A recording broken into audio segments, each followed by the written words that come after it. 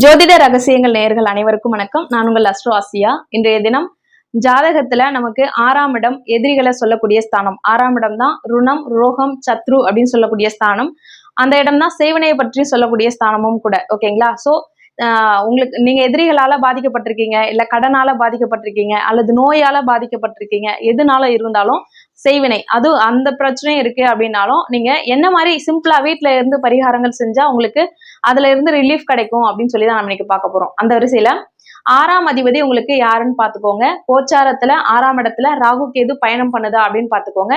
பாதகாதிபதி 6ஆம் அதிபதியோடு சம்பந்தப்படுறாரா அப்படின்னு பாத்துக்கோங்க. லக்னாதிபதி நல்ல நிலைமையில இருக்கணும். லக்னாதிபதியும் பாதிக்கப்பட்டிருக்காரு அப்படின்னா கண்டிப்பா பிரச்சனை உங்க பேர்ல இருக்கு அப்படின்றத சொல்லும். ஓகேங்களா?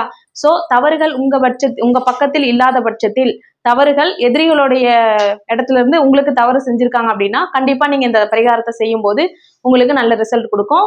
உங்களுடைய எதிரி திரும்ப உங்ககிட்ட வந்து எந்த பிரச்சனையும் பண்ண மாட்டாங்க. ஓகேங்களா?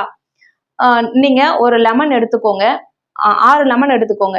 6 லெமன் நல்லா உங்களுடைய இடது கையில வச்சு இடது பக்கமா சுத்திக்கோங்க. சுத்திட்டு நல்ல உக்கிரமான பெண் தெய்வம் அந்த கோவிலுக்கு போயிட்டு அந்த திரிசூலம் இருக்கு இல்லையா, அந்த திரிசூலத்துல உங்களுக்கு யாரு வந்து பிரச்சனையை கொடுக்குறாங்களோ அவங்களுடைய பேரை ஒவ்வொரு முறையும் அந்த ஒவ்வொரு லெமன்லையும் சொல்லி இவங்க எனக்கு உண்மையாவே பாதிப்பு செய்திருந்தாங்க அப்படின்னா அந்த பாதிப்புக்கு அவங்க செய்த தவறுக்கு தண்டனையை நீங்க கொடுங்க அப்படின்னு சொல்லி நல்லா வேண்டுதல் பண்ணிட்டு அந்த லெமனை வந்து அம்மனை பார்த்த மாதிரி நீங்க அந்த திரிசூலத்துல சொருவிட்டு வரீங்க அப்படின்னும் போது கட்டாயமா அவங்க தவறுகள் செய்திருந்தாங்கன்னா அதுக்கான தண்டனை கண்டிப்பா உங்களுக்கு கிடைக்கும். ஒருவேளை நீங்க தவறு செஞ்சுட்டு அவங்க பேர்ல செஞ்சிருந்தீங்கன்னா அதுக்கான தண்டனை கண்டிப்பா உங்களுக்கும் கிடைக்கும்.